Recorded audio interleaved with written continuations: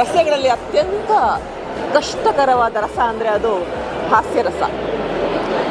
ಆದರೆ ಕರಾವಳಿಯವರಿಗೆ ಅದು ಬಹಳ ಆತ್ಮೀಯವಾಗಿ ಸಿದ್ಧಿಸಿದ ಕಲೆ ಅಂತಲೇ ಹೇಳ್ಬೋದು. ಹಾಸ್ಯರಸನ ಇಷ್ಟು ಪರಿಪೂರ್ಣ ಮಟ್ಟದಲ್ಲಿ ಇವತ್ತು ನೀವು ನೋಡಿರೋ ಹಾಗೆ ಹಿಸ್ಟಾರಿಕಲ್ ಮಾಸ್ ಹಿಟ್ಟಾಗಿ ನಿಮ್ಮಿಂದ ಇಟ್ಟಿದ್ದಾರೆ ಅಂತಾದರೆ ಅದು ಆ ತಂಡದ ಶ್ರಮ. ನಾವು ಯಾವಾಗ ಹೇಳ್ತೀವಿ ಮಂಗಳೂರಿನವರಿಗೆ ಆ ಭಾಷೆಯಲ್ಲಿ ಹಾಸ್ಯದ ಒಂದು ಕಲೆ ಸಿದ್ಧಿಸಿದೆ ಅಂತ.